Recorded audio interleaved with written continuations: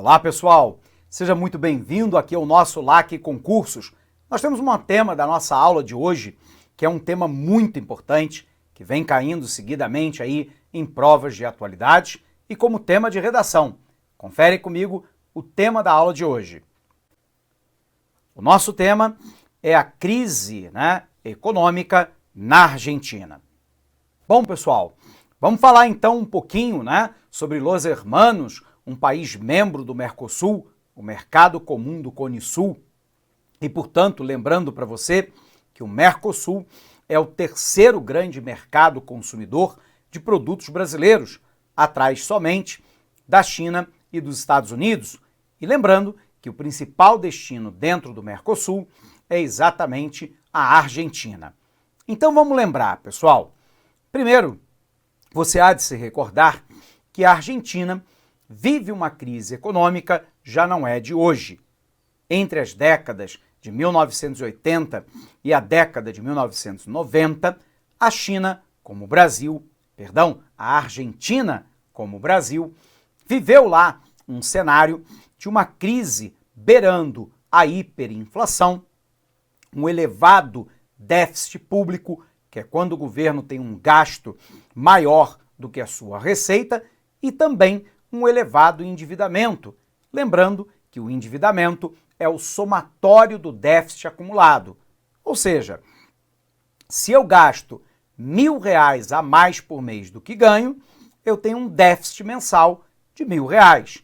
O somatório em um ano de R$12.000 é o meu endividamento em 31 de dezembro de 2019.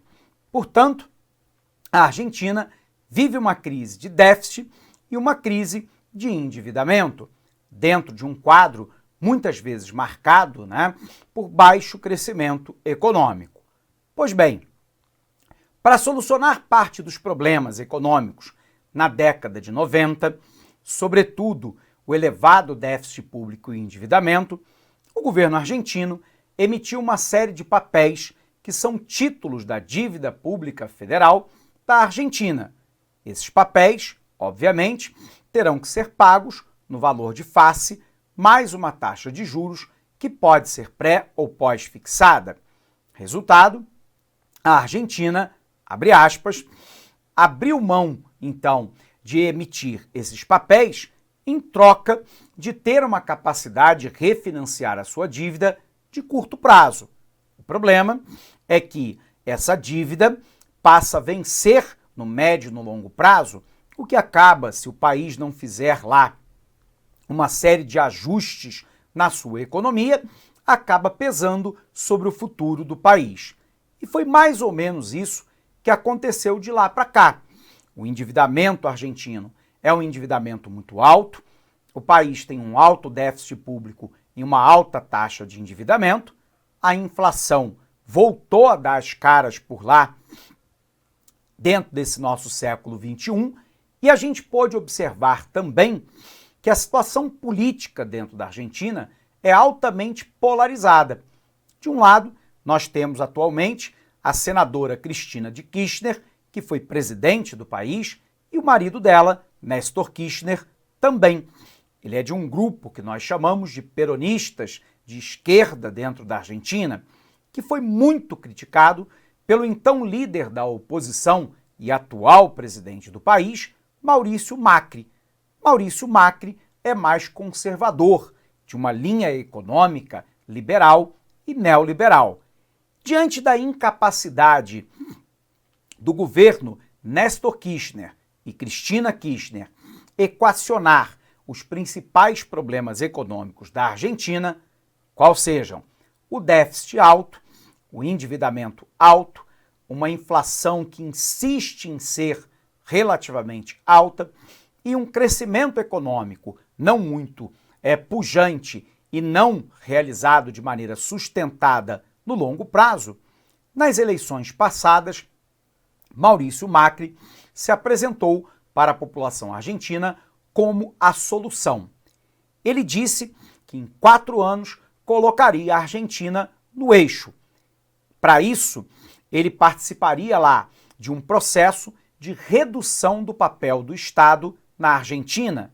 Portanto, um amplo processo de desestatização. Lembrando, a desestatização implica a venda de empresas estatais, privatização, a concessão, que é quando a titularidade do bem permanece nas mãos do Estado, mas a exploração econômica vai para a iniciativa privada. É o que acontece, por exemplo, no Brasil, com as rodovias, com os aeroportos.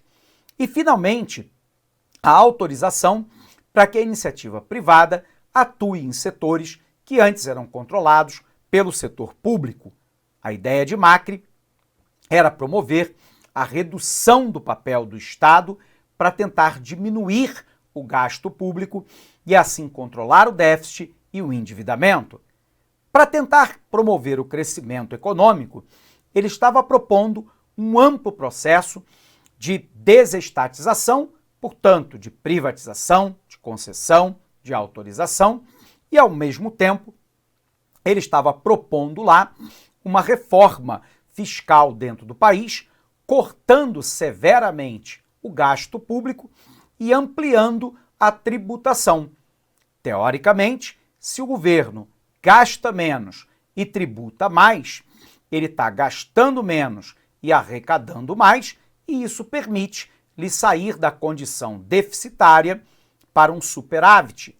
Lembrando que a palavra déficit significa resultado negativo, superávit positivo, e que a retomada do crescimento seria consequência do equilíbrio das contas públicas. Legal? Vamos botar isso no papel? Vem para cá. Então, pessoal, para a gente entender, né, a crise na Argentina, o que a gente tem que lembrar, né? Então, vamos botar aqui. Crise na Argentina. Ela pressupõe o quê, né? Primeiro, desde a década de 1980, que a Argentina convive com um quadro de alta inflação,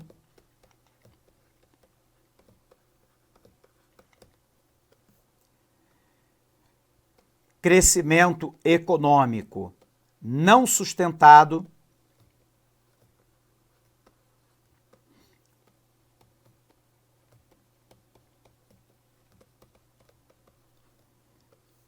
déficit público barra endividamento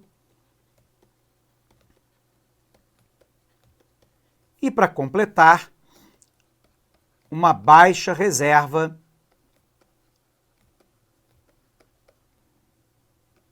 de dólares, que na verdade é lá a chamada reserva cambial. Então, repetindo para você, desde a década de 1980, que a situação na Argentina é uma condição relativamente frágil no campo econômico. O país conviveu, né, durante um longo período com alta inflação, um crescimento econômico não sustentado no médio e longo prazo, um déficit público muito alto, causando um endividamento igualmente alto, e uma baixa reserva de dólares, uma baixa reserva cambial, o que expõe o país, obviamente, aos ataques especulativos. Bom, dentro desse quadro, há 4 anos atrás, nós tivemos a eleição de Maurício Macri.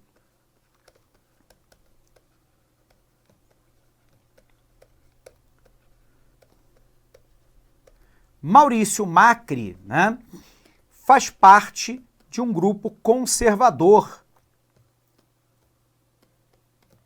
na Argentina, que advoga uma economia liberal barra neoliberal. Os economistas ditos liberais ou neoliberais são aqueles que propõem, primeiro, a redução do papel do Estado. Então, uma das primeiras medidas de Macri foi lá uma redução do papel do Estado. E com isso, ele inicia um processo de desestatização. Lembrando que a desestatização implica a privatização. Quando eu vendo empresas estatais, nós chamamos isso em economia de once for all, uma vez por todas. Então você vendeu, acabou aquele patrimônio, ele não é mais público. Tem ainda a concessão, quando a titularidade do patrimônio permanece nas mãos do Estado, mas a exploração econômica vai para a iniciativa privada. E, finalmente, a autorização para que a iniciativa privada atue no setor que antes era estatal. Então, a redução do papel do Estado, a liberalização da economia, essa liberalização basicamente através de um processo de desregulamentação. A proposta é de austeridade fiscal. E o que é a austeridade fiscal, professor? É a redução do gasto do governo e, ao mesmo tempo, o aumento na tributação, cujo objetivo é reduzir, corrigindo aqui, tributação, né? O objetivo é reduzir o déficit público. A crença do governo Maurício Macri é que se o governo reduz o gasto público e aumenta a tributação, isso permite reduzir o déficit público e o investimento.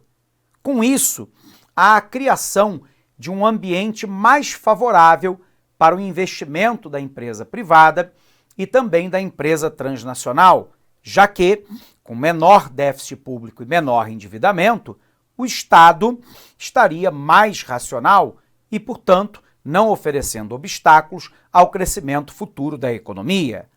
A liberalização da economia, a desregulamentação, permitiria que os agentes econômicos tivessem mais liberdade para empreender, com mais facilidade e menos burocracia, o investimento voltaria, o emprego, a renda e o crescimento econômico.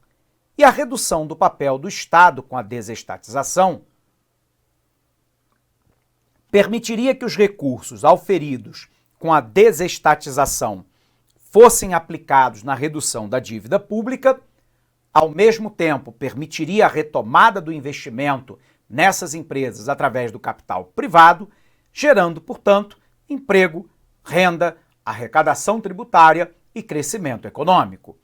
O problema é que, como diriam aí o pessoal que entende de futebol, faltou combinar com um adversário. A grande questão, pessoal, é que a economia ela não é mecanicista, como muitas vezes algumas pessoas querem fazer com que ela seja. A economia envolve uma série de forças e essas forças muitas vezes são antagônicas entre si. Por exemplo, quando você corta o gasto do governo, observe que o governo está cortando gastos basicamente no atendimento do conjunto da população ou no investimento. Observe que isso mesmo se repete no nosso país, né? Quando você vê algum colega economista, e eu, além de geógrafo, eu sou economista também, e com todo o respeito a toda posição contrária, mas quando eu vejo um colega economista ou um político dizendo que tem que cortar o gasto do governo, eu seria absolutamente favorável se nós estivéssemos falando, por exemplo, de cortar, né, os inúmeros auxílios, né, da cúpula dos três poderes, inclusive de deputados e senadores, se nós estivéssemos falando em cortar, né, os casos de corrupção, se nós estivéssemos falando em cortar as benesses que atingem determinados grupos específicos, em detrimento do conjunto da sociedade como um todo. O problema é que, na maioria das vezes, na Argentina, como aqui no Brasil, quando se fala em corte de gasto público, é menos dinheiro para a educação, para a saúde pública, para a segurança pública, para a soberania nacional garantido pelas Forças Armadas, pela proteção ambiental, etc. Portanto, dificilmente se fala do corte de benesses de determinados grupos específicos. E, portanto, quando o governo Maurício Macri ele inicia um processo de cortes, né, no orçamento argentino, isso significou menos dinheiro para a educação, para a saúde, para o meio ambiente, para a segurança pública, para a construção de moradia popular, para saneamento básico, para políticas de cultura, etc. O problema é que quando você corta esses recursos, isso implica numa taxa de sacrifício da população, já que a população não será atendida ou será mal atendida nesses serviços essenciais.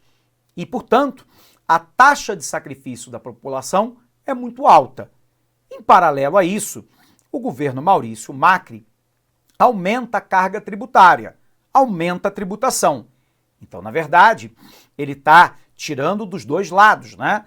Reduzindo, né, a possibilidade de atendimento por parte do Estado das necessidades fundamentais da população e, por um outro lado, aumentando a retirada de recursos da mesma sociedade, aumentando a tributação. O problema é que quando o governo faz um corte de gastos, ele também corta gastos com investimentos. Investimento em economia é entendido como formação bruta de capital. Portanto, a compra de máquina, equipamento, ferramenta e instalações. Resultado, o governo argentino passou a investir menos, né, na manutenção e na expansão de rodovias, ferrovias, centrais elétricas, telecomunicações, setor portuário, inovação, ciência, tecnologia. Resultado, quando o governo corta gastos, tudo bem? A tendência é de que a chamada demanda agregada, que é a demanda por todos os bens e serviços da economia, diminua, porque o governo ele é um grande demandante de bens e serviços. Para você entender melhor, nos Estados Unidos, só as compras governamentais representam entre 20% a 25% do PIB. Em países onde a infraestrutura é precária e a população é pauperizada, como na Argentina, o gasto governamental chega a representar 40% do PIB. Quando o governo cortou o gasto, automaticamente parte da demanda agregada da economia murchou. Quando a demanda da economia cai, as empresas reagem demitindo trabalhadores, porque eu não vou ofertar um bem se não tem demanda. O problema é que quando a firma demite trabalhadores porque ela não está vendendo, isso faz com que uma massa de trabalhadores desempregados percam a renda ou tenham uma queda significativa da renda. A família então reage, diminuindo o consumo, já que ela não tem a mesma capacidade de renda no período anterior. Só que quando a família corta o gasto, a demanda cai novamente. E aí o empresário reage demitindo trabalhadores. Resultado, a Argentina passou a viver, durante esses anos do governo Macri, com um baixo crescimento econômico, com uma elevada taxa de desemprego, com uma queda na renda per capita e uma queda na demanda agregada. Resultado, o país não só não cresceu, como gerou desemprego, informalidade, e aí é o óbvio. Se a demanda agregada está caindo, a arrecadação de impostos do governo não se sustenta. Resultado, a arrecadação do governo argentino não cumpriu as expectativas do governo Macri. E aí, em vez do déficit público diminuir, ele aumentou. O endividamento também. O problema é que quando o déficit público e o endividamento, né, aumentam, o investidor internacional tira dinheiro da Argentina, porque ele corre o risco de dar o calote. Só que quando todos os investidores tiram dinheiro da Argentina, o dólar dispara. Por quê? Lei da oferta e da demanda. Se a oferta de dólares agora, com a saída de recursos estrangeiros, é menor do que a demanda, o preço da moeda americana sobe. Quando o preço da moeda americana sobe, a Argentina se vê com um problema, porque boa parte dos produtos que ela consome são importados. Resultado, com um dólar mais caro, a importação fica mais cara e isso pressiona a inflação, que é o aumento geral de preços. Bom, para completar, a Argentina deu um azar. Ela vem vivendo uma seca cíclica e isso abalou a sua produção agropecuária, que é o grande produto de exportação da Argentina. Resultado, exportando menos, gera menos emprego, menos arrecadação de impostos, menos renda interna e menor entrada de dólares, o que complica ainda mais o preço do dólar. Bom, diante desse cenário absolutamente caótico, as promessas que foram feitas pelo governo Macri não foram cumpridas. Vamos observar aqui no nosso material. Crise na Argentina. A Argentina está atravessando uma intensa crise econômica que já dura aproximadamente 30 anos. Essa situação impulsionou, principalmente nos últimos anos, a desvalorização do peso argentino e uma alta taxa de inflação, e pedidos de ajuda do país ao Fundo Monetário Internacional. A crise teve origem na década de 1990, quando se iniciou o histórico déficit fiscal no país, lembrando que o déficit fiscal é quando o governo tem um gasto que é maior do que a sua receita. Para amenizar a situação, foram emitidos títulos da dívida argentina. O problema é que algum dia esses títulos têm que ser pagos. Observe aqui a situação da Argentina ao longo dos últimos anos, né? De 2010 até 2018, né? Um cenário muito ruim sob o ponto de vista econômico, com a maioria dos anos a Argentina apresentando um elevado déficit, né? De 1,7% em 2011 para 5,5% do PIB de déficit em 2018. Durante os anos do governo Macri, de 2016 até 2018, paradoxalmente, o déficit público aumentou em vez de diminuir. E a pergunta é por quê? Porque quando a atividade econômica está em queda, isso prejudica a arrecadação de impostos, já que a demanda agregada cai. Em 2013, a economia argentina entrou num período de estagnação, apresentando um crescimento econômico muito lento, que, aliada a altas taxas de desemprego, agravou cada vez mais a crise fiscal, pois os gastos do governo se mantiveram mais altos que a arrecadação. Outro agravante da crise é o fato de que, historicamente, a Argentina possui uma baixa reserva de dólares, o que faz com que a moeda nacional se torne muito susceptível à desvalorização. Além disso, o país tem passado por uma estiagem, período longo sem chuvas, e nos últimos anos o setor agrícola apresentou queda em sua produção. Como boa parte das exportações da Argentina são do setor agrícola, há uma grande dependência nesse setor. Assim, quando a exportação de produtos agrícolas cai, a entrada de dólares no país diminui em grande medida.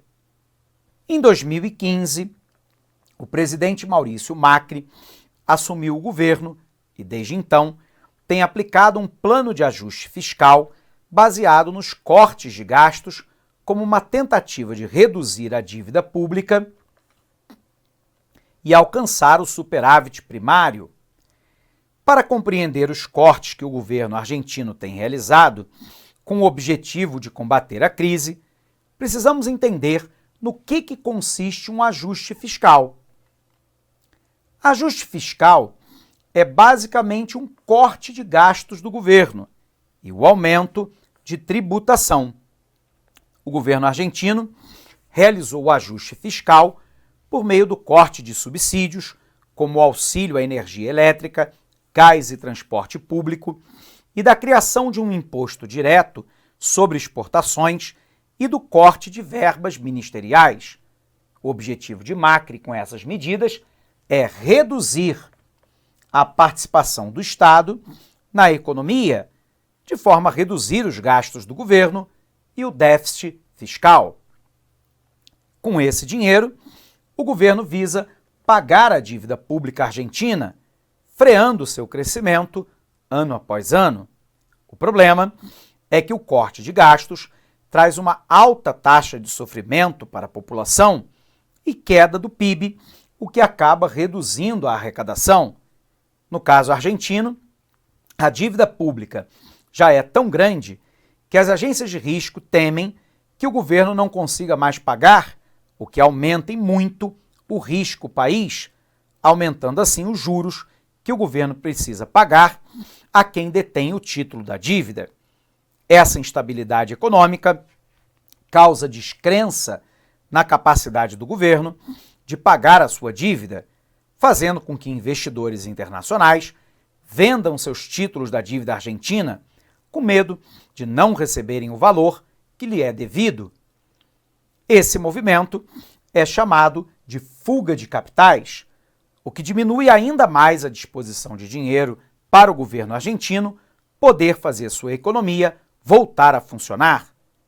Para evitar essa fuga, o Banco Central argentino elevou a taxa de juros para 60%. Aí é que vem o contrassenso. Para evitar a fuga de dólares, o Banco Central argentino aumenta a taxa de juros para 60%. Aí qual é o problema? Mesmo com juros tão altos, o investidor não quer deixar o seu dinheiro na Argentina com medo de calote. Só que quando eu aumento a taxa de juros para 60%, eu aumento o déficit público pela conta financeira, já que o governo está aceitando pagar 60% de juros ao ano para quem lhe emprestar dinheiro no curto prazo. Resultado, o déficit público não aumenta em virtude do gasto com saúde, com educação, com segurança pública, com proteção ambiental, mas aumenta pelo gasto com o pagamento de juros, de comissões e do principal da dívida pública. Ou seja, as medidas implementadas pelo Macri simplesmente não funcionaram. Aliás, não é novidade que esse tipo de medida tem uma dificuldade muito grande de funcionar no curto, médio prazo. Talvez funcione no longo prazo, mas exigindo uma alta taxa de sacrifício da população. O resultado é que a Argentina, nesse ano de 2019, está passando por um período eleitoral. E aí, o Maurício Macri, conservador, liberal, é candidato à reeleição. Porém, na Argentina, existe um mecanismo que é um mecanismo de prévia eleitoral que é realizado alguns meses antes da eleição. Nessa prévia, nós temos vários candidatos e os dois mais votados é que vão para a votação final. É como se fosse um primeiro turno das eleições brasileiras. E nesse último turno, nesse primeiro turno da eleição argentina, Maurício Macri obteve menos de 40% das intenções de voto e o candidato da oposição, Fernandes, que vai ter como vice-presidente a Cristina Kirchner, ex-presidente, ganhou mais de 56% das intenções de voto, o que significa dizer que a população reprovou o governo Macri. Simplesmente, ele não conseguiu entregar aquilo que havia pretendido no início com as medidas liberais de enxugamento do papel do Estado. Desesperado para tentar ganhar a eleição, Maurício Macri anunciou a volta de alguns subsídios que eram praticados pelo Estado argentino em direção à população mais pobre, aumentou o salário mínimo, né, como uma tentativa de tentar angariar apoio popular. É pouco provável que isso funcione, o que acabará terminando com essa experiência liberal, neoliberal, dentro da Argentina, o que obviamente não significa dizer que os problemas estejam resolvidos. O novo governo terá uma missão hercúlea de trazer novamente a Argentina para uma trajetória de crescimento, de emprego, de renda, arrecadação tributária, com redução do déficit público e do endividamento. Missão difícil. Confira aqui comigo. Porém, essa medida foi pouco efetiva, pois a desvalorização do peso continuou a crescer, apontando que a saída de capitais se manteve. Por outro lado, o aumento da taxa de juros gera recessão na atividade industrial e econômica do país, pois essa mesma taxa é usada como base para se tomar empréstimos e, portanto, fica inviável para os industriais realizarem investimentos. Sem investimentos, a economia não cresce, o que tem como consequência mais desemprego e diminuição da renda da população, que acaba consumindo menos. Assim, agrava-se a crise do país como um todo. Esse é o chamado efeito dominó. Além disso, o país passou a ter escassez de insumos básicos e demais produtos devido à desvalorização do peso e à dificuldade de importação, gerando com isso inflação. O presidente anunciou recentemente medidas de alívio para os trabalhadores argentinos, acenando para o abandono temporário da austeridade. Entre as principais medidas estão o aumento do salário mínimo, corte no imposto de renda, aumento do subsídio para pessoas com baixa renda e incentivos fiscais para pequenas e médias empresas.